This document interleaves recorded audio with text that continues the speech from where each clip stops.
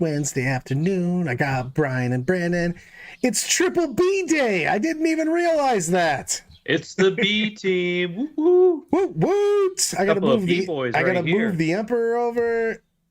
You know what, man? I'm really excited about this. I didn't even know this. We are the Kings of Alliteration. That's a good band name. Write that down. So, Zuber, it's definitely the Brad wagon, without a doubt. There's no bandwagon to jump on. It's the Brad wagon. I mean, it should have been called the Brad. We thought about the after he did it. That is from Canada. Mr. Rich Hughes did that for me. And I said that afterwards, and he was like, yeah, I'd fix that, but that took me like forever to do. So, like, basically deal with it. Before we start, gentlemen, let's talk about two things. First off, Brandon, what the hell are you painting? What's going on? With the release of 10th edition, there's a new couple keywords, such as the towering keyword, and it allows Imperial Knights to see over whatever they want. So for our streaming weekend that we're having starting this Friday, I am building and painting in 2 days 6 Knight ruins. So you can actually hide your army from knights. You know, I've got multiple things to talk about. So we got a new train coming. We're going to talk about that in just a minute because that's a long conversation. So yes, what I want to start with is the app just came out, the new app, and I'd like you guys to know that going with my complete and total lack of being able to use technology, because not only was I beaten like a redheaded stepchild, but I apparently have learning disability. I could not find it on the App Store right before we went live. I found the old app, and then I found 2 games that I didn't know existed on the phone that are 40K apps. And I want to talk about the app. And I'd also like someone to send me a link to that. So do you have iOS or? I have Android. I am on Android. When you go into the App Store, if you have one of the old apps, just click on Developer. Oh, and then it'll bring you to what's available. I have a phone. I'm going to do that right now, everybody. All right. Yep. I'm going to go to the thing. I'm going to go to Warhammer 40K, the app. Old. Now, where's the developer button thingy? So when you search Warhammer 40K, you can click on the developer, which is Games Workshop, and it'll show you their apps, and that's how you download it. Why can't I just make it happen now? Because Games Workshop. That seems like that seems like something legit of an argument right there. So, I haven't used the app. I saw everyone. So I was annoyed at Battlescribe format, and now I'm going to be annoyed at GW format. Like, there's so much needless information, and I'm like, just put this in an Excel spreadsheet. Come on. So Brad, I'm gonna send you the link to the App Store to save you a massive amount of headaches. I'm not gonna lie, I was totally going to so there you go, Brad. I started over to you through Facebook because we're old and we use Facebook. No, send it to my phone. Send it to text me. Use Facebook. Text it to me so I can click it from my phone and immediately have it. But I don't have my phone anywhere handy. Yeah, but I mean, just remember to do that. You'll do better than I will. Yeah, it's fair. Do I just need to send this to you right now, Brad? Yes, 100%. All right. Do you need me to send it to you so you can send it to him? I got you, boomers. Don't worry. I mean, I'm not quite a boomer, but I'm close. I mean, I've literally lived my life embracing the boomer lifestyle, though. I am 2 years off from being the boomer. Thank you very much. I will take my Gen X in. All right, Brad. I texted you the link. I'm going to use it. Good. Should I do it live? I'm sure I can screw this up live. Give me a moment, everyone. Let's see. All right. This is the way. Apps. Oh, crap. That actually did go immediately to the thing, and I'm downloading it right now. I'm so happy. Thank you, Brian. Not a problem. Garrett, why do you have a different screen name every day? It's bothering me a lot. Also, I didn't know that I got changed a while back and never noticed it. This is how much of a boomer I am. I was trying to respond to a a lot of comments and stuff like that to engage with everybody when people put up questions or stuff like that. And I'm like, what is going on? And a child maybe had turned my profile on YouTube to say Mr. Kung Fu Biatch. And I never knew that. And I've been very seriously replying to comments with my name being Mr. Kung Fu Biatch. It is now just Brad Chester, but I really did enjoy. I want to know who did this. Fantastique. So I can talk about the app fairly well at this point because, number one, we just used it in a game. And although it worked, it is not as easy as Battlescribe, where you could just click a button into your entire army's stats at once. There's multiple click-throughs, but on a phone, it takes a minute. On an iPad, it was fine. Little harder to read on a phone. I actually like the app for the list building side of things because it was fast and easy. Easy peasy? It was super easy. It was super easy to build it. Are we talking like lemon squeezy easy? Absolutely lemon squeeze easy. Doesn't take you to your errors. The only issue I had with it was when you have an error, you have to go figure out what that error is yourself. Unlike Battlescribe, where it told you what your error was and you click on the error button, it would take you to the error. So it literally just goes, you got an error. What is it? You'd like to know, wouldn't you? It tells you what unit the error's in. It tells you what unit the error's in. So like Carnifex, forgot to click claws and teeth as a weapon, basically. Does it only come with claws and teeth? I mean, yes, when you put guns on it, which was a bad idea. But it was one of those things of it could be better, but functionally it's fine compared to where it was. The old app, we can all admit, sucked. It had so many problems building a list, it wasn't even funny. This one, for as long as it's free, which I'll assume until the codexes come out, is okay. So if you have your old subscription, because I paid the year of the old app because I'm old and never ever cancel anything that auto renews, does it do anything, or did I just like set money on fire? So I mean, if you pay the subscription fee, you will continue to get the benefits of the subscription, which means when they go away from having the free building thing, you'll have it. It'll be there. You will still need to put your codes in from your digital codex when the codexes come out in September, I think is what they said for Space Marines and Tyranids. But for now, all the indexes are there. Everything's easy to build. It's fine. Yeah, I just hate the fact that everybody has to buy every codex if they want it to be complete, though. You know what I mean? So it's just, I wish there was like a season pass or something that you could just buy that.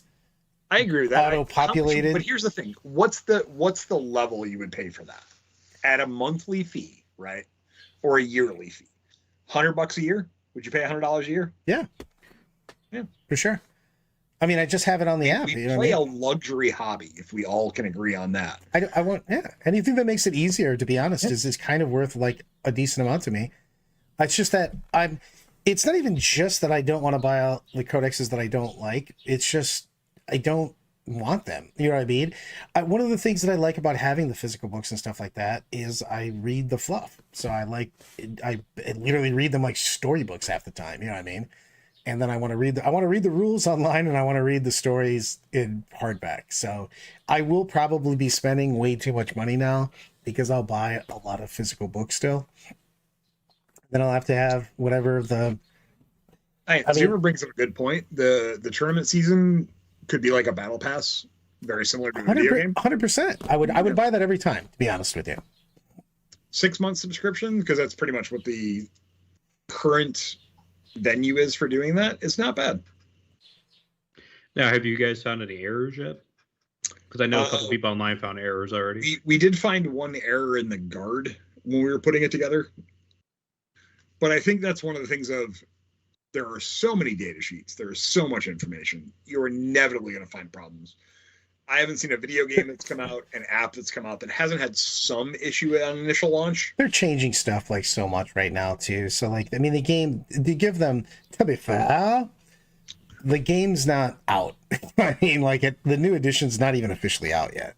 So like that's a thing. So although let me tell you, when you get 600 copies of Leviathan in, yesterday my back was really sore moving them off the UPS truck into the store onto shelves, getting ready to ship all of them. Yeah, they're coming, folks. They are out. They are in the world. So, you know what? I agree with Mike on this. He goes 1,000% going to use the list builder, but otherwise I'm using the cards mostly while playing. Yeah, I really enjoy the card. The cards and the ease and the idea of it, me being able to just hand my cards to my opponent, and so on is so.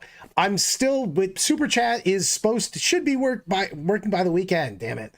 I hope so. We're literally waiting for that. I really hope so. But so one of the things I can say is if you're a person who's very concerned about what dollar amount Games Workshop is going to charge for the cards, I haven't seen the pricing yet. I don't know, but I can tell you that if you convert your PDF to a PNG, you go to CVS and set it up everything to be a picture size. You can print pictures at 10 cents a piece at CVS with an online code. 10 CENT. Yeah, 10 CENT is the code. You can print everything and then put it in basically, the most inexpensive dollar store photo album you can find. And voila, data cards ready to go. So Eloise actually just printed off all the books that we play with. We didn't spend anything. Just have a job that has a color laser printer.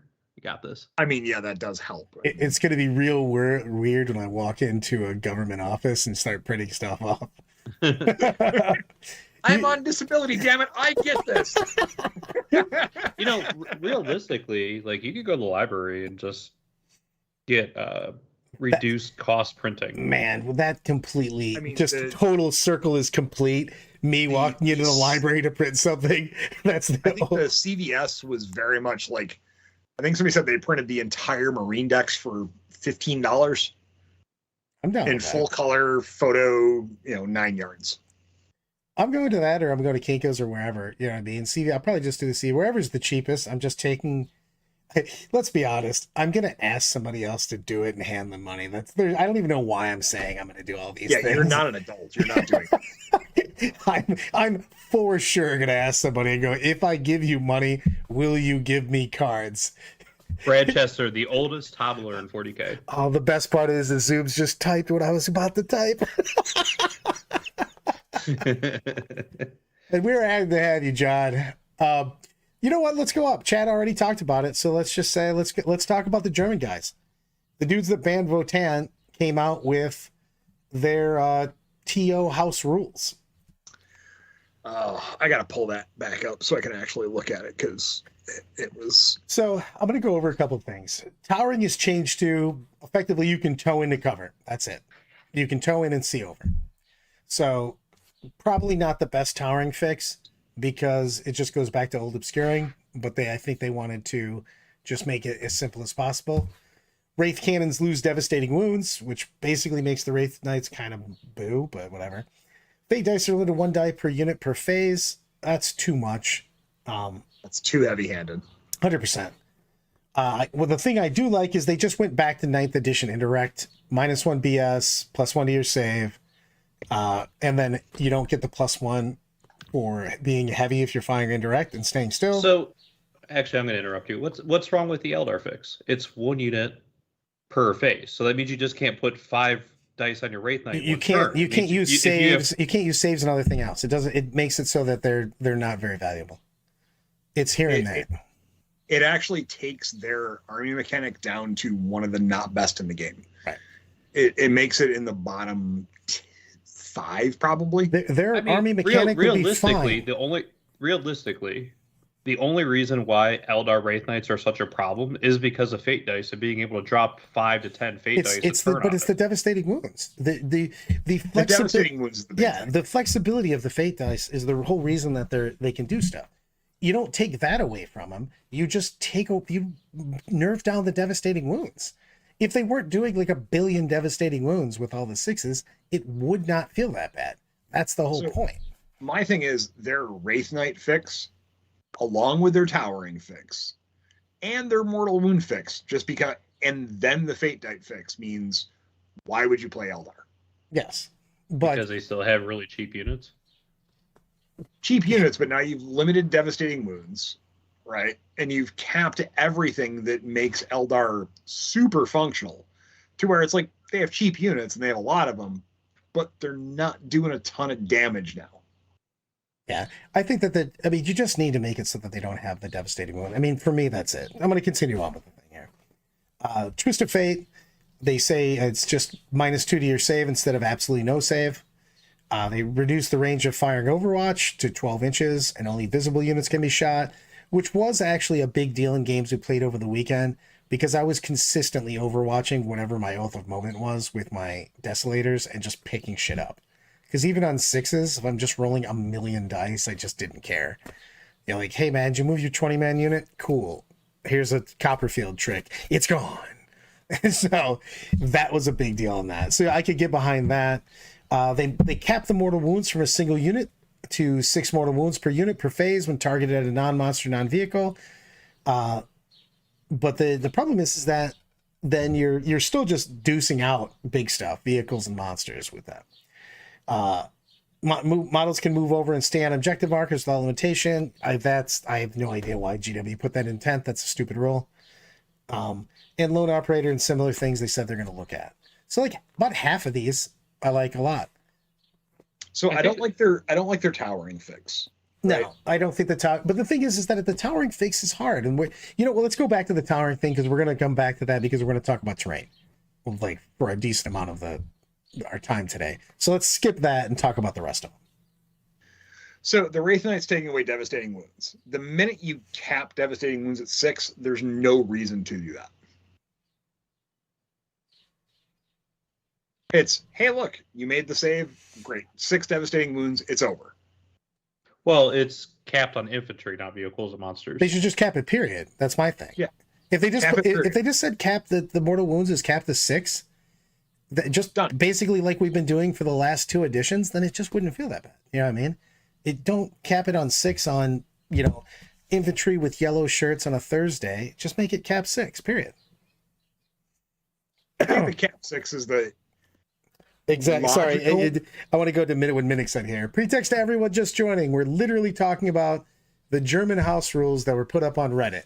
These are not GW rules. These are literally something a group of German TOs are proposing to use for their tournaments.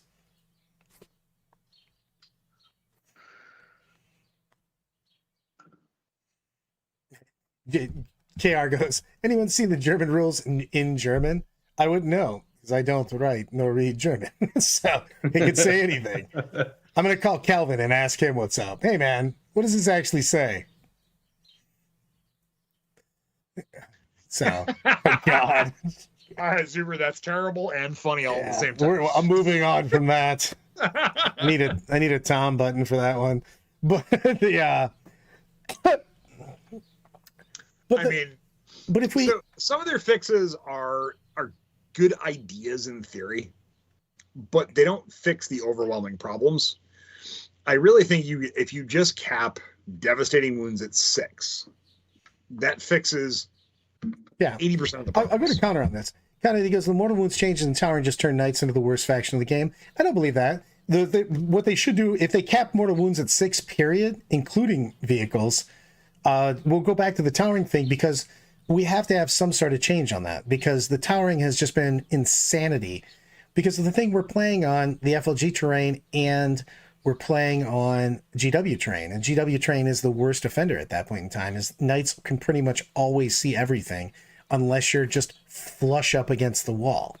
So, and because of the way that they put their terrain is, for most of the things, is slightly outside the deployment zone, except for the one piece anyways. All right. So GW Ruin in my hand at the moment, right? Wraith Knight. So as you look at this, you already see the problem is the only place you're going to be able to hide on this as it moves away, is honestly in this crux of the building itself. Even if you're on a 12 by 12, 12 by 6 base, it's going to be difficult to hide because the towering just gets bigger and tougher. And if you include an Imperial Knight into it, it's the same thing based upon width. It gets harder and harder. And like, go ahead, Zuber, hand me that knight, would you? Thank you. Zuber, it's getting bigger and bigger. Prior to going, and I have as you look, right, I've got that at the edge of its base, right, level, right. Towering just becomes a problem with GW terrain. Zuber, can you hand me the 2-level small one, please? All right. So just looking at even like their 2-level terrain, and there's a reason we were playing on this terrain today, so I could talk about this. It's still like really tough because you can see through that upper window. The minute you start getting away, it's tough to, you can see through that window. This is the tallest piece of terrain Games Workshop currently has in their terrain arsenal. Towering becomes a problem with this terrain. But if you take something like a 3-story building, 100%, like with a lot of floor space, and their floors are wide, right? I mean, like that is a wide floor. And if you say the bottom floor is obscuring and say, screw this window, like you should, it's fixable.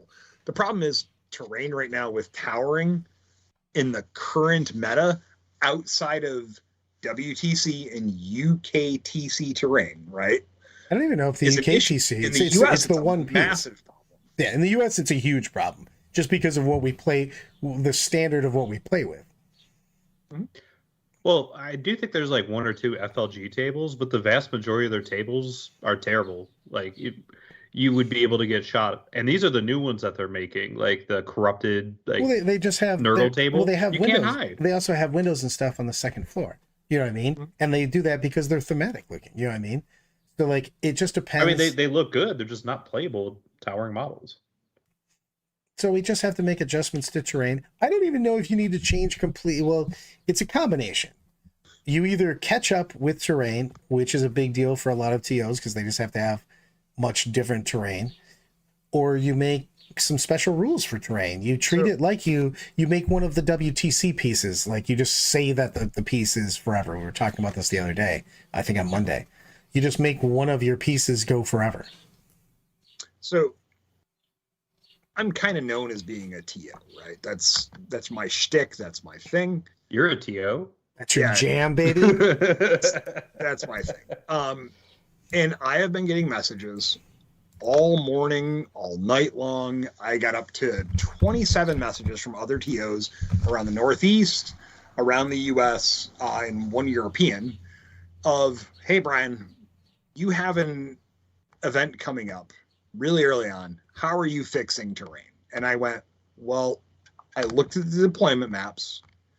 I looked at the missions and went, how do I make it so I can put tables down, have the missions and deployments work? And I sat there with a tape measure and my terrain, which I'm going to send Brad a link on my terrain so we can kind of hopefully share a picture of it if I can get if I can get things to work, because I'm also old.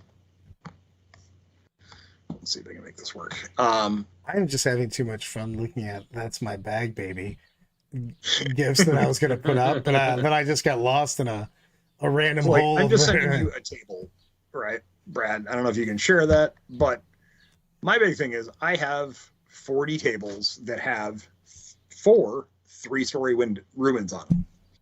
Now, granted, they have windows on the second and third floor, but because they're U-shaped and the way they sit, and because of the size of them, you can typically, if you do it correctly, hide a 10 to 20 man unit behind that where a knight can't see them. Or something with towering can't see through windows and see them. It works really well. I don't know if you can share that, Brad, or not. I'm grabbing it right now. Yep. But like, that's one of the table layouts. Now, is it perfect? No. Is it the fix I could come up with in under a month's time without adding a lot of money to stuff? Absolutely. But TOs who were relying on, and I use one as an example, who sent me, he goes, hey, this is what I was doing for my GW ruins. He was using very much little corners, 2 stories high on a base of, I was using the GW method. I have 16 tables. How can I adjust this? And I went, you have to buy more terrain. you have to do more to expand your terrain out. And he was like, oh, well, I don't have the money to do that. And I was like, then you don't have 16 tables. You probably have 10 to 12. And I gave him some advice on how to fix his things and how to adjust with what he had. But he lost tables based upon the way the rules are written. And it's tough. Those of us who have been TOing forever have some luxury of, I have terrain that hasn't been good for a while. Now it's usable. Forests being one of the biggest ones. Pipes being another one. They add a nuance. They add a little bit of gamesmanship to it. But they don't solve the problem. Game's too killy. Game's too killy right now, though. I mean, they're coming out of the gate. Here's the thing. I'm going to give you the thing that I was talking about before we went live. So we had a couple games going with armies like that I think are very, very strong. Necrons, Custodes, Grey Knights, even Demons, you know what I mean, which had a lot of damage up close. All of those armies felt when we were playing those type of lists on that style, the game felt awesome. The new missions were cool. I even like some of the bullshit where they had random, the random effects on there. I like some of the new secondaries. I like the fact that you can pick fixed or you can just go for it because the random ones actually offer you more points. I enjoyed the game quite a bit. Every time we played a game that included Knights, Marines, or Eldar, the game was over on turn 2. And it didn't matter that there's more nuances in the missions because I was dead. Either side, one side was dead. Yep. Marines with Desolators. It's like, I do want to point that out. Well, yes, I played. I did not make a happy fun list. I put 25 Desolators and 15 Grav Devs on the board. But that's the kind of shit you're gonna see if you're going for max like a tournament. You know what I mean? So this is what I get to say. One of our new players, right? Last night was our open game night at the store. Usually it's a lot of new players. We have a lot of new players. One of the guys was like, "Hey, my new list. I brought 3 Impulsors and 15 Desolation Marines in them because they have firing deck 6, and I figured that'd be really good." And this is a guy who's played maybe 3 months worth of games at 1 game a week who went, hey, indirect in this. And he's not a guy who goes out and net lists, YouTube lists. It's so obvious. It's bonkers. It was like, this is pretty obvious that I can not get shot by other people's Desolators. Yeah. And shoot them is good. I am going to go with I want to address real quick what Connor said. It is a 9th edition thing, but it's like the exact opposite. We are seeing this issue because we collectively decided to not fix the issue in 9th when Knights cannot get shot. Knights could get shot and not shot back, which I always thought was the dumbest thing ever because a bunch of fires just coming from a building and you're like, hey man, I'm just going to shoot in that general direction as these dudes are shooting at me. Why am I not just murdering this particular building? So yes, I do agree that was a silly rule also. Mm-hmm. So to your point, Brian, I know we're talking about tournament organizers, but the one thing that I want to point about is a lot of people don't necessarily play in tournaments, or if they do, it's at their local game store. And a lot of local games, like I've played in 8 different states now, and I would say the vast majority of local game stores aren't prepared, or maybe aren't prepared or not knowledgeable or unwilling to change. Like people send me screenshots and pictures of their games, and I'm like, yeah, you lost to Tau. Normally you should win against Tau, but you lost to Tau because there's literally a single tree in the middle of the table. That's one of the things that if you're playing at a local store, right, and you have a game club or a game group that meets at a store every week, and this is something that I've talked about extensively with locals in a lot of different areas. Step up, offer to help them. Foam is not very expensive, and someone put it in chat earlier I saw where foam L's are all over the place. If your local store doesn't have terrain, just go to Home Depot, buy a 6 or 4x8 sheet of foam, and make some L's for the store.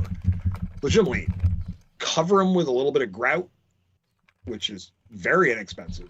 Spray paint them gray, and you have at least some ruins for that store.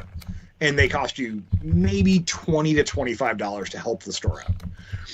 If you're playing there every week and doing stuff in the stores, not saying, hey, what do we need to do to fix? Go talk to them. Say, hey, for a very little money, we can help you improve your terrain. we're willing to put in the work and help out. But if you're not willing to put in the work to help out, you can't complain about the store terrain. Because the stores, although provide you with most stores, depending upon what area you're in, a free space to play in, which costs them money for square footage and everything else. They're not responsible to give you terrain. Help them out. Spend $20. Build some L's. L's, especially without with 2 stories and put a floor on them, help at least get you some blocking line of sight terrain. I want to jump in real quick with a couple things on this because people are talking about different ideas and everything else. The GW community page actually looks at that. They have a guy that is literally responsible for looking at everything people put up. But always, before you put up, I mean, you can put up anything you want, but I'm saying if you want to be productive, you have to have, even if it's a bad fix, you have to have a solution to the problem, or at least an idea for fixing the problem, because no one cares if everybody just says this sucks. You know what I mean? Just saying this is, even if it does suck, you know what I mean? If something's terrible, we have to say something besides this is terrible. You can say this is terrible, and to fix it, you can do this. And that gets more generated. Also, a lot of these guys are like the creators of the game. I mean, there's a lot of people with thin skin out there. You know what I mean? You don't get any traction because they get pissed because someone said, you suck at life. And they're like, I don't care what else you have to say. So, but they do look at that kind of stuff. So if you're putting something up, put something with it. You know what I mean? You can literally say you're an awful person, but to fix that, do this. You know what I mean? It does help. Like, one of the things I've always said is I have been a TO in organizing games, including Magic and other games, for over 30 years. I've been around the gaming industry. I'm old. I've been here forever. If you're not providing a solution, you're part of the problem. Even if your solution doesn't 100% work, you're at least presenting something to help the community. If you just say, well, your terrain sucks, what can I do to improve it? Well, I don't know, your terrain sucks. You're not helping anything. Say, hey, look, you used an entire board of cargo crates. I'm going to use an example from Du Bois. You didn't consider flip belts on Harlequins. Being able to ignore all of that, and it wrecked me. And I went, oh my God, you're right. I didn't think about that. How can I fix that? Well, on that board, add some ruins, do a couple things, add a few other items. And I'm like, great, that's a good, solid solution to the problem. It was like, hey, I didn't like this, but here's a solution. And if you'd just said that sucks, what can I do to fix it? Well, it just sucks. And I go, well, that doesn't help me understand. And that's what Brad's getting at, very much so, is if you're going to give criticism, try and give some constructive criticism. Or, as Zoom says, don't swoop and poop. Got it. But it is a big thing on that. But they do have people that look at that. So, like, you just have a better chance of getting things done than if we don't. And the thing is a coordinated effort of this is a problem here, even if it's even if it's a bad solution or it doesn't fix it, it still puts that out there that, people see that there's a problem and they're trying to address it. And then you can look at multiple solutions and hopefully they come up with a decent one. You know what I mean? And the thing is that to be fair, again, I really think, we're kind of just beta testing. The game doesn't start for another 4 to 6 weeks because we're going to have so many fixes. We're supposed to get stuff already this weekend, I'm pretty sure, of FAQ, possible balanced data slates are already. And that's on launch day in 3 days? You know what I mean? So we will see. I just don't think that we're getting the actual 10th edition for a couple weeks here. Unfortunately, we've got people that are running tournaments that are wishing it would have came out a little more polished. Cough, cough, Salt City GT. But it's going to be a fun time, to be honest. I kind of like the idea of trying to figure out what I can do in a Wild West situation. And as someone who's running an event 2 weeks after the launch date, right? I'm running a GT 80-person event, probably going to sell out, going to have all 80 people there. Is there going to be an issue? Absolutely. There's going to be something that comes up that is just not thought of. And as I have said in my player packet repeatedly, it's a fluid situation. I'm learning as I go. Like the other day, I put up the missions. It's like, here, I have the names of all the missions. I have the deployment zones. I can go, here's the names of the missions. Here's the deployment zones. Immediately, I got 10 emails going, where can I find these? And it's like, it's in Leviathan on Saturday. I didn't pre-order Leviathan. It'll be available in cards the Saturday after the event, or the Saturday after Leviathan launches. Are you going to have them there for a release? Yes. I'm ordering 40 extra copies, so I have them there, so everybody will probably have a set. Great.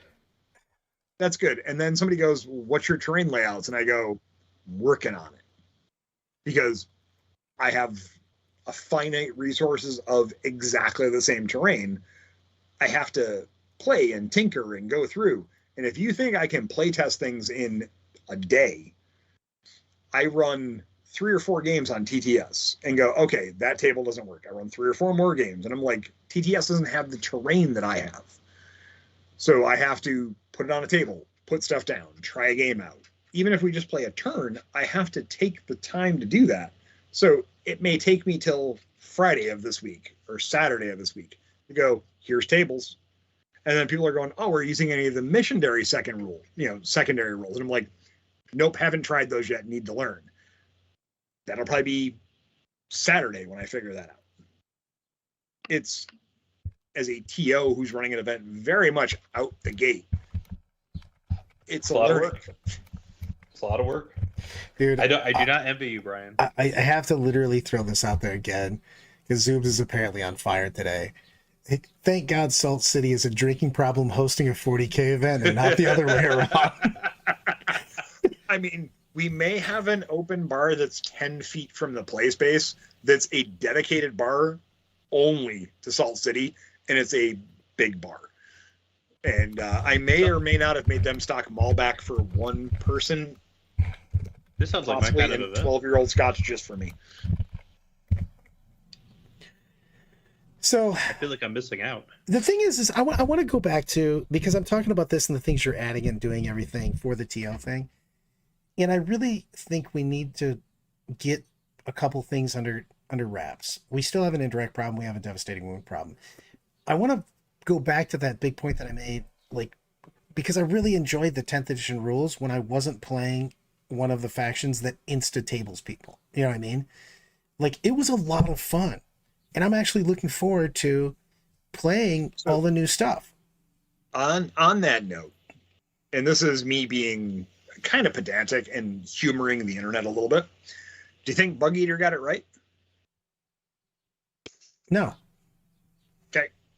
No, because of the fact that it's easy to... I think it's easy to fix. I think there's just a couple things that can make the game a billion times more enjoyable, which is... So we have to... What is the Brad Chester, the most competitive bandwagon player I've ever met in my entire life? 100%. I embrace that so much. Cap mortals, it's 6 mortal wounds per anything. So if I shoot anything, one model, 1 unit, whatever, 6 more, like exactly like it is right now. All right, so I'm going to pause you right there, and I'm going to interrupt and go, what about something that could potentially, as a gun, using the Eldar platform as a example, do 10 mortal wounds? I don't care. What happens to those 4 other wounds? I was just telling Dr. Brandon about this. Mortals happen at the ends. Take your damage. That's not the mortal wounds. I'll just take that off. So if you did 10 damage and 6 of that can be mortals, make your save. If you fail it, you take 4 damage. Okay. That might not be the best solution, but I'm just saying it's so not a feels bad when I go. I had 2 games on Saturday where I dropped a crisp 50 mortals on somebody. You know what I mean? That's not cool. You know what I mean? There's nothing you can do about it. And the other thing is that we already nerfed indirect. Just do that again. You know what I mean? And make them not be able to... That's the one thing that I really like from the German TOs. Just make it so that indirect goes back to 9th, and you can't be... If you're a heavy indirect, you don't get the bonus for shooting indirect.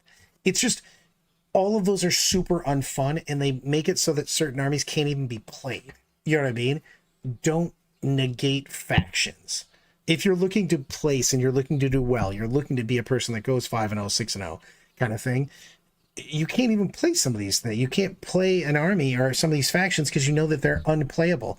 And the problem is that if you take that away, that's not even the problem. If you solve that problem, I really enjoyed 10th edition missions and I like some of the interactions. So I didn't like every rule, but as a whole, I really enjoyed the game, the mechanic. I had a great time playing the new missions. I like the new secondaries. We played fixed for one side, we played random for the other. I actually didn't mind that I'll get tomatoes thrown at me. I didn't mind the gambits except for the random one where you roll 2d6, which I thought was stupid. But like the game was very, very fun when it wasn't a 2-turn game because the knight saw me and I died. And then I saw them with Eldar and they died. Then I played indirect and they never got to move. You know what I mean? Like that sucks. That wasn't any fun. But like playing the game and constantly seeing where I could go with the things. Maybe I'm going to gambit. Maybe, you know, with the new missions are also a little bit more interactive. You have to do more things. So like I had a lot of fun doing that and I'd like to have more of that and enjoy myself, but you need to fix I just tabled your army in a turn and a half kind of thing. So those are fun games. I like what Zuber says here. This is one from the wall. Zuber very much said devastating wounds should be like Melta, devastating X, with a cap of this is the max amount of mortal wounds it can do. Yes, that would also be fantastic. It's just all you have to do is limit that anytime you have mortals. It's just like when we had D weapons back in 6th and 7th. It was never a fun time when someone put a template on you and just rolled a 6 and you're like, everything out of that template dies. Do I get a save? No, you just move stuff. You're like, cool. You know what I mean? Like anytime that you don't have agency over the game, it just doesn't feel great. You know what I mean? I want to feel like my generalship, my skill makes a difference on the table and I want to have a fun game. I'm playing with toys. I want to have a good time. I don't want to just have one person goes, well, I go first. Looks like you die. So Brad, this is the best way I can put this. Leader is a key ability in this edition. Am I correct? Yes, but it doesn't work right now. Okay. That's the problem. Between indirect fire and devastating wounds, you took characters kind of out of the game. 100%. It's with the indirect right now. We were even talking that with Eldar. We were having a chat, and this is with competitive people. I was talking to the Euros, and we were talking about, well, I'm going to do this with the Wraith Knight because the Farseer is going to make a 6. I'm like, I'm playing Marines. Your Farseer exists for 1 turn, literally 1 turn, because I'm just going to bomb that unit into another dimension of suck, and I'm going to kill them so hard you're not going to be able to use them for the next game. So anybody that's not a lone operative just doesn't. I don't even put people that are not lone operatives in my army unless they're, jammed into a super durable unit. Like if I'm not taking Lich Guard or Deathwing Command or something, you just don't bother most of the time putting things in. It's just crazy. I mean, I was looking at it like playing a game against Zuber a little while ago. He had a unit with 20 dudes and a character. And I'm like, if I have indirect, if I'm playing Marines, that unit just dies turn 1 and it's off the board and everything that you put that in there for is gone. Yeah. And it's just, it takes away a lot of the fun. I love especially your name characters and stuff. I want Eldred in all of my Eldar lists, for instance. It's just, you want to have those guys that make a difference, that have cool buffs, but mortal wounds and indirect mean that your leaders just get smoked so fast. It's just crazy. Just take some of that stuff away and we're going to have a more exciting game. Like I said, I had a great time. Well, you played any of the armies that just didn't front load all of the damage and the game seems super exciting. So I don't know. It's like, I can say that I've played 8 TTS games of this edition, and I have had fun when I have not played against Eldar and Knights. Space Marines was annoying with Desolation Marines, but I was able to play around that a little bit. But playing against those top armies were just oppressively awful. It's just crazy. And the thing, I'll go back to Hootie's asking, Brian, what are you thinking about missions? You said it a little bit, but let's just go over it again. Like, what are you thinking? So I've decided that missions and deployment zones you have to set the terrain for. I think that's a huge thing.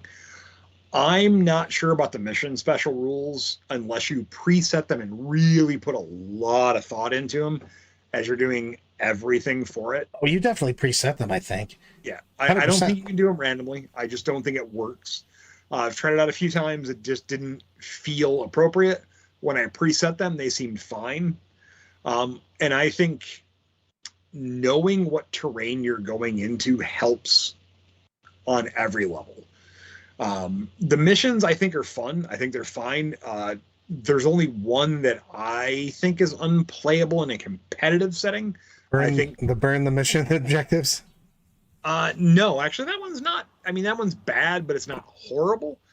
I think deploy servo skulls is that's just god awful. Yeah. Do you think it's god awful, or is it just worded terribly, or both? Maybe a mixture of the two. The moving objectives always becomes difficult because, as a group, we are all not amazing at being very precise on all of the movements.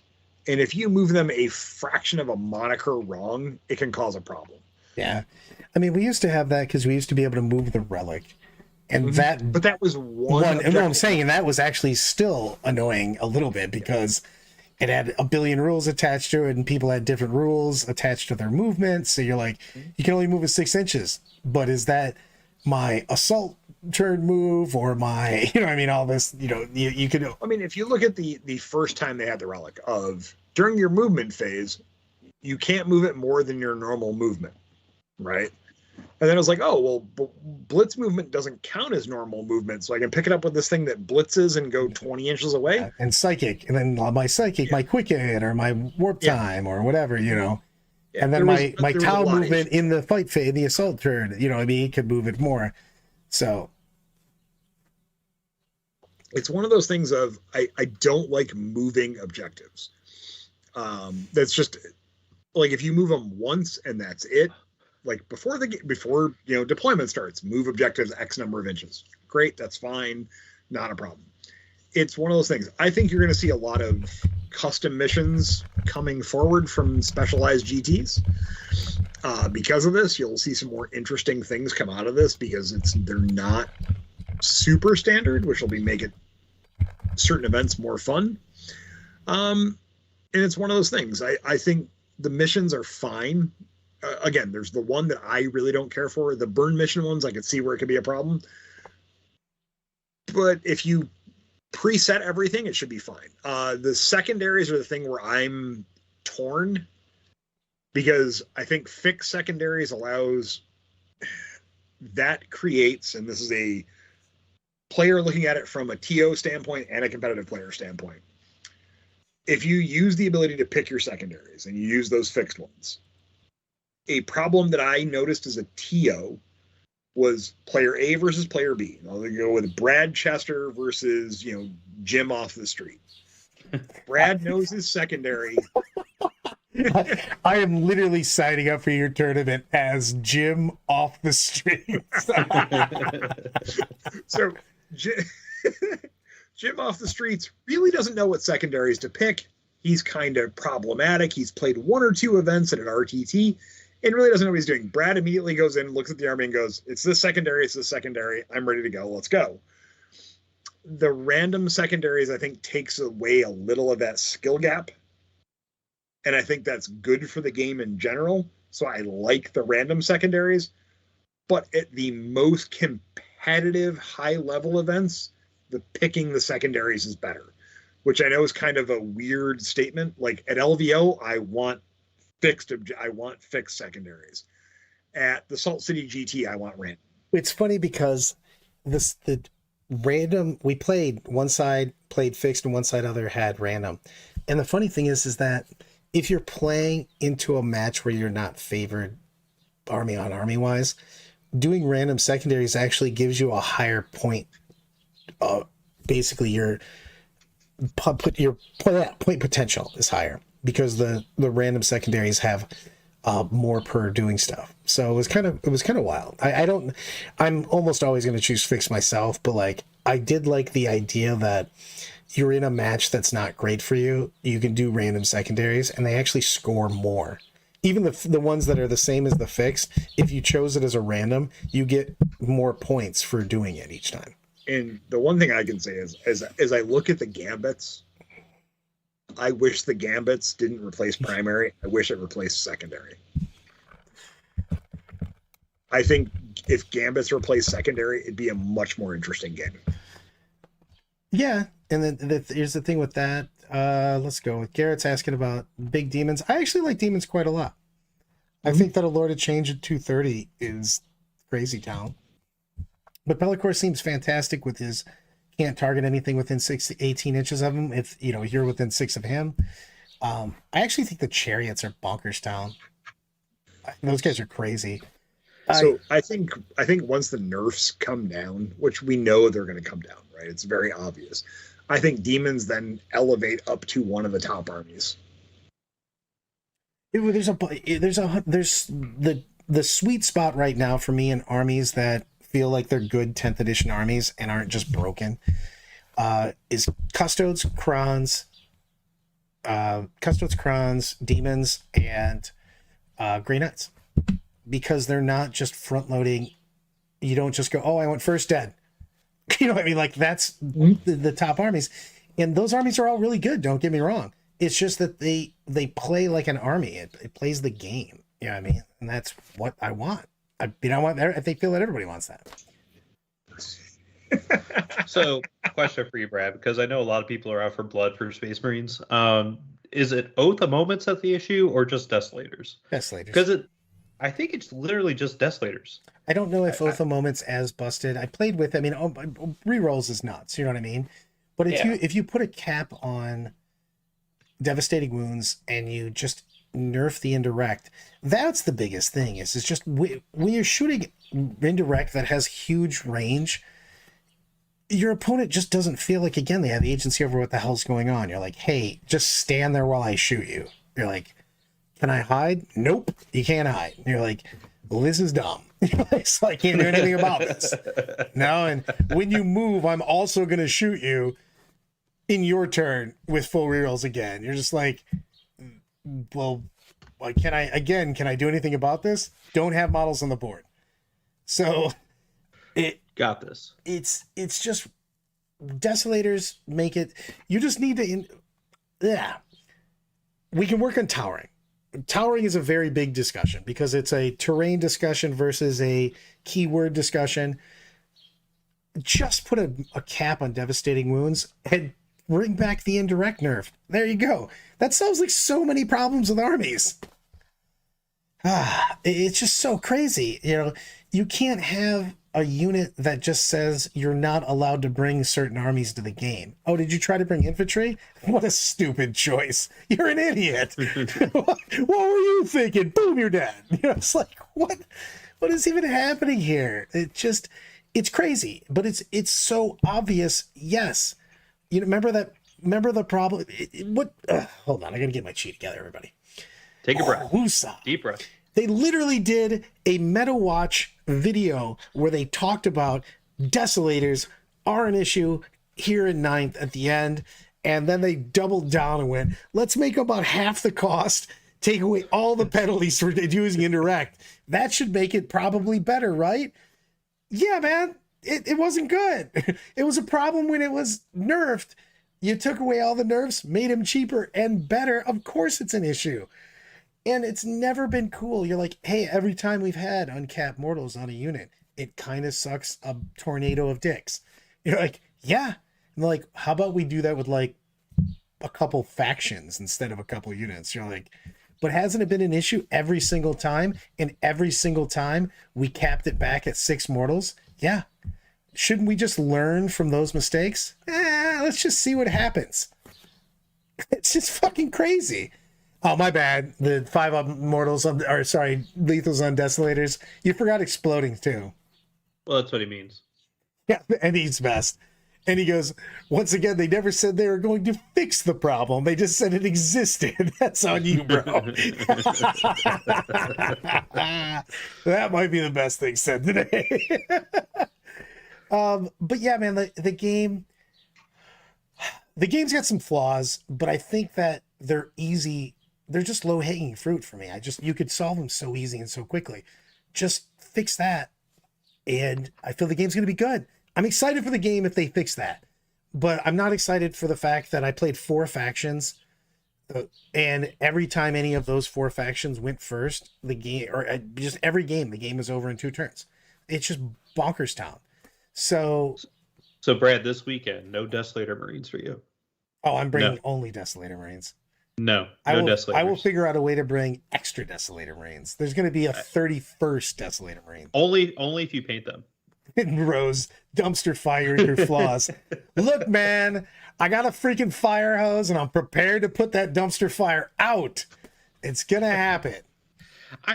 So I'm convinced. I mean, generally speaking, rules for certain units that have high profit margins on them are pretty good, like Imperial Knights and Wraith Knights and Desolators, because you can't buy Desolators by themselves. You have to buy a $200 box set with them that's currently out of stock, right?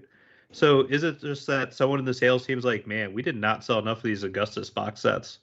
Can we make Desolators cheaper for like 2 months?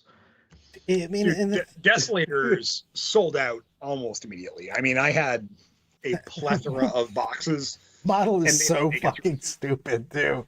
Oh, they're amazing right now. They're all if you're playing Marines competitively, you just have to take them if you want to win. But man, that's a stupid looking model. You're like, hey man, did you just give me a dude with a t-shirt cannon?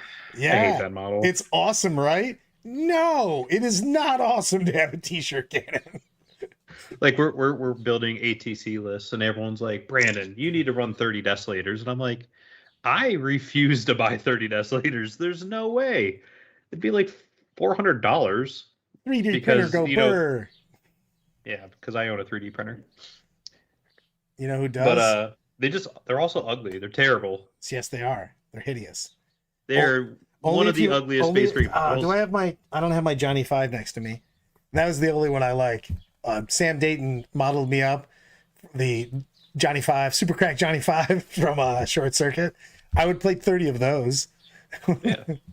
But you got to paint them, Brad. That's the only way they're allowed at my house this weekend. Yeah. I'll just say I painted them. I'll look you right in the eyes. I painted all of these. You don't even own 30 Desolators, so get out of here. I don't own any Desolators. That's what I'm saying. I mean, I just held up 3 boxes of them, and I already have 20 assembled, so I'm good.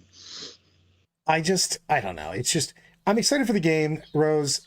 I think that, yes, there's some dumpster fires. Yes, that there's a pretty big backlash, but like, it's super easy to not have the problem things. The only one that's hard is towering, because you don't want to completely fuck knights over, but you also don't want people to get first turn tabled. You know what I mean? So that's a discussion.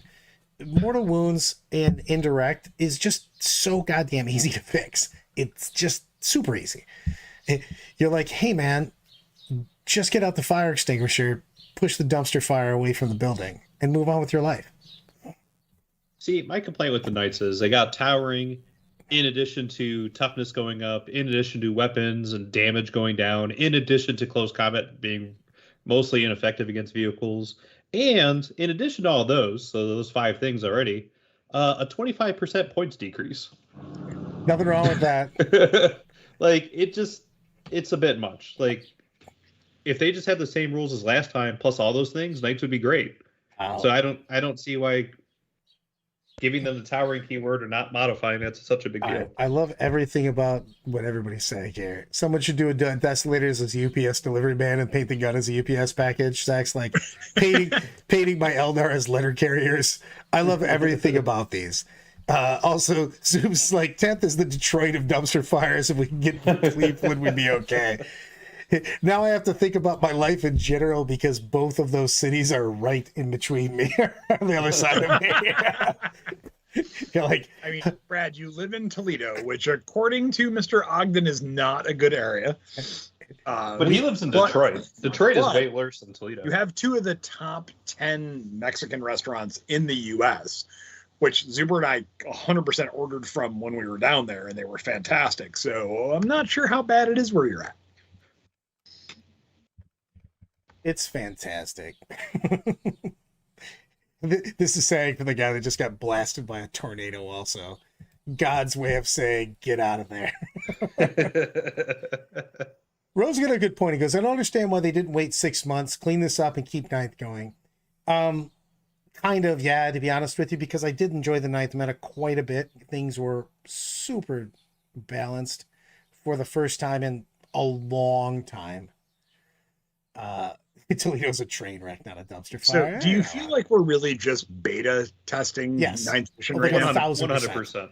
Yeah. It's crazy, man. We literally got some rules out. They're like, hey, man, what do you guys think about this? And we're all like, this is insane. They're like, yeah. We were joking. Here's the new rules for this. And then we're like, what are you talking about? We're like, oh, no. We were just joking about that too. And here's the real rules for this. You're like, hey, man, am I literally a beta tester? Like, yes, you are. 100%. See, I mean, if they came out and said, hey, the first 2 months of this edition, we're waiting for community feedback.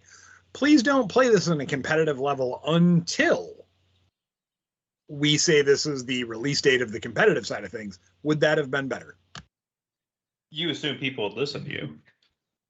I don't know. It's my thing is that, and I don't know if ninth was getting stale. I think ninth, we just knew that 10th was coming. So everybody felt that you're stale because you know that the new fresh thing's coming out. So it's just, I don't know. I think that if they would have released, in all seriousness, if they would have released the rules earlier, like you're talking, but not had the official rules come out for like a while, they could have just said, hey man, this is actual beta testing. What do you guys think about this? You know what I mean? These rules for the edition. So to go on that, if at Adepticon they'd have went, hey, today's the day, here's all the points, here's everything. This will not be official until July. And we're going to edit it at the end of June. Would that have been much better? Yeah, because you could have had a developer's log or something. You know what I mean? With the community has said, blah, blah, blah, blah, blah. This is where we're at. Keep putting in feedback. And they could have basically polished the game to a shine. So if the three of us that are sitting here were to polish this to a shine, what minute changes would you make right now? I mean, besides the thing that I'm literally a broken record about, which is devastating and indirect. Yes, besides devastating and indirect, what would you do? Give us, you know what I'd really love actually?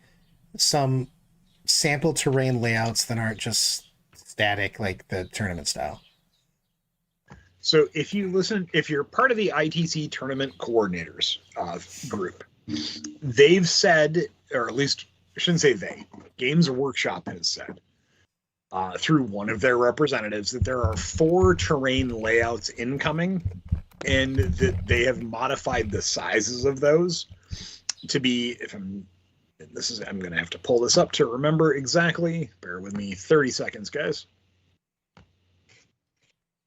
As I try to do 800 things at once, which is not my strong suit. I love it. They can polish my IQ value whatever they'd like. I'd even pay for that polishing. Let me look at it here. Bear with me. Yeah. So it looks like it's supposed to be 6 12x6 ruins, 2 10x5 areas, and 4 6x4 bases. Although it's technically less terrain by square footage than before, it creates a denser board. If that's the case and they come out with it, that is a lot of terrain for players and people to change on the fly. Yeah, I mean, at least it gives you something to go for, I guess. You know what I mean? It's more of a, it helps because for me, I think that if I know what their rules, the terrain that their rules are supposed to be played on makes a big difference. We talk about this all the time, where, you're bringing different armies depending on the terrain. So if you know what they've been testing on to make this edition, that makes a big difference. So you can go, hey, is this the optimum terrain set for armies? Maybe. And it's not even just, you don't need one. And you can't be, I'm saying there's multiples of them, but it's got to be at least these are the kind of terrain sets we were testing on. This is what we think the game is played on. We did that a little bit when they brought out 8th. They were like, hey, this is 8th. We think that you need to have this for 8th. You know what I mean? To work. I mean, if you look at in the Indominus book, which they've put pictures out of, and I mean, they're everywhere for free on the internet, they put out sample tables, right? If you look at those tables, almost all of them have 3-story ruins, at least 4 pieces on it. And I mean, and although I feel like, and Brad feels like, I didn't hear Brandon exactly, but we feel like this is a beta time. They released a beta edition without saying, hey, it's a beta. How do you feel about that? I mean, the rules have been mostly free, so I don't feel too bad at all. You know, if they want to put out free rules and just say we want to work on it, but I think they should have done that earlier, though. You know what I mean? Don't put out the whole product.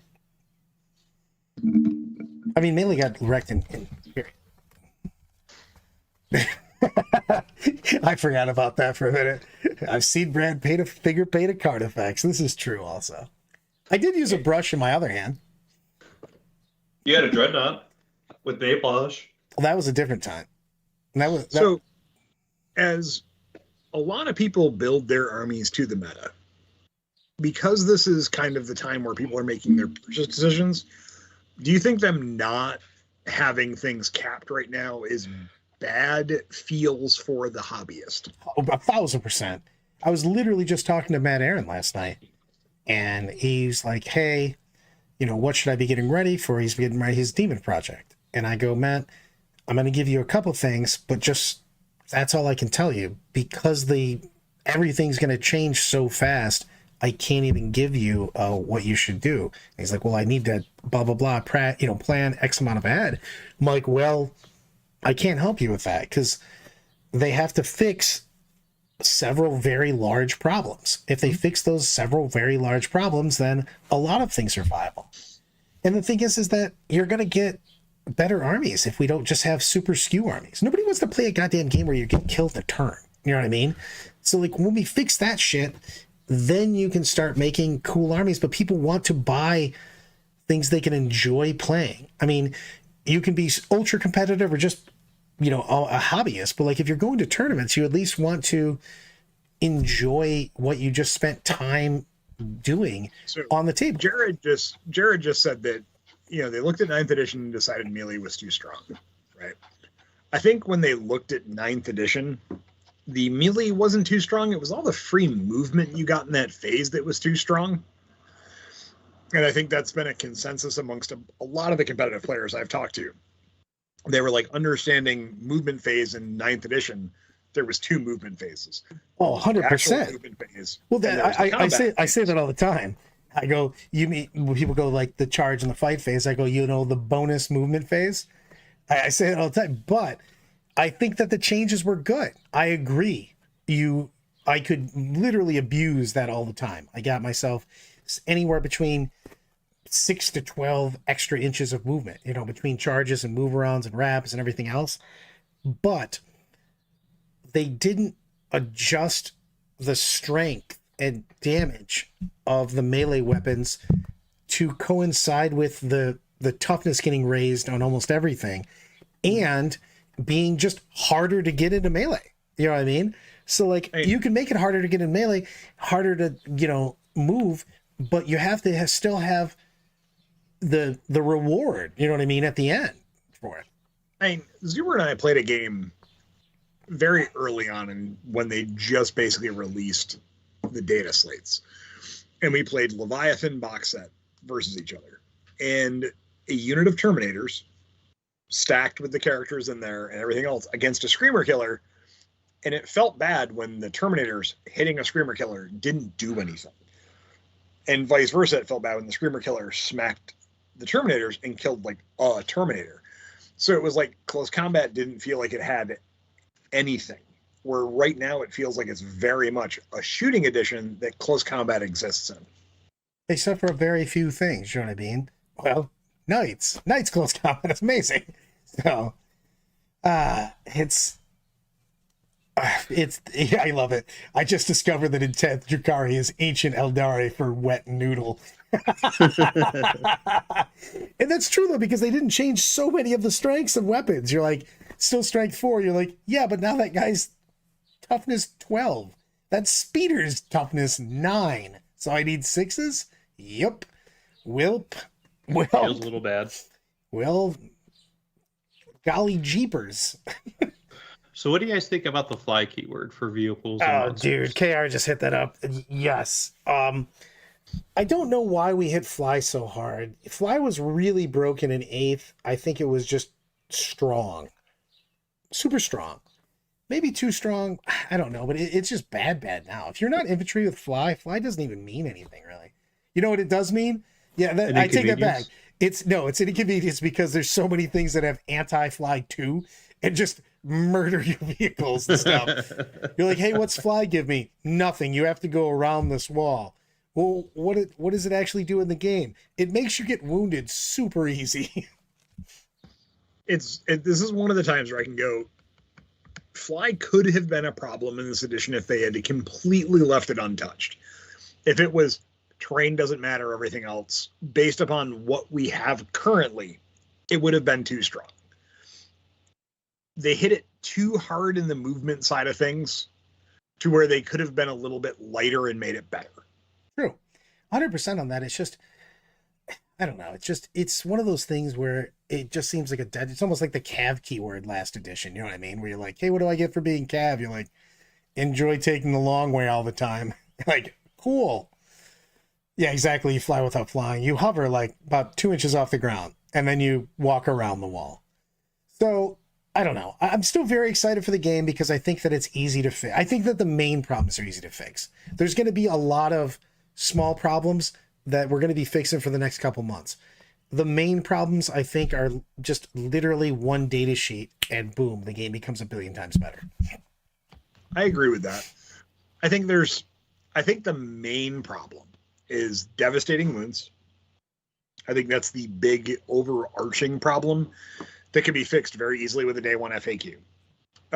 Towering without devastating wounds may be an issue, so that can be fixed.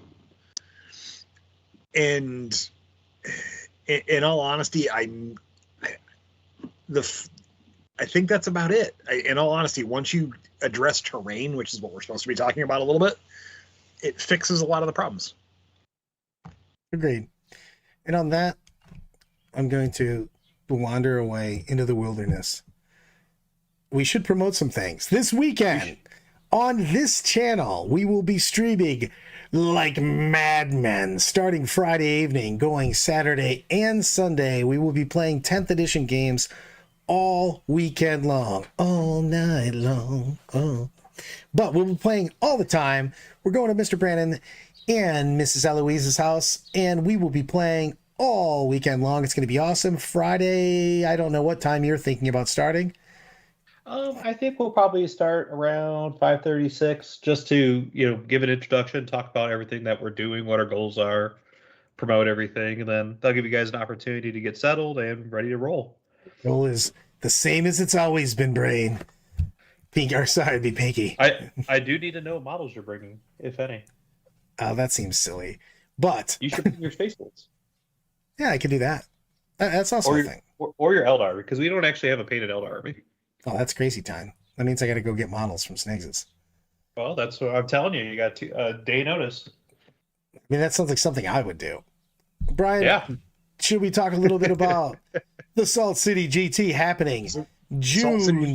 That's a lie. It's not happening in June because I don't understand 7th, 8th, and 9th. To say we have a very limited number of 40K tickets left. I would recommend if you want to come, sign up today.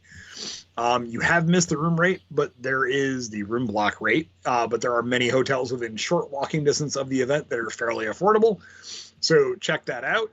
We also have Kill Team, Marvel Crisis Protocol, Age of Sigmar, all of which easily gotten to through the saltcitygt.com in Syracuse, New York. And what Brian isn't announcing is there's going to be a random raffle for one lucky person who signs up for Salt City. If you don't have a hotel room, you can snuggle in his bed. I mean, sure, why not? Zoomer, We like to let's in the most polite of ways, we can cuddle with a third. love everything that happened there. And on that, we're definitely ending on that note right there. Everyone, thank you. Have a good one.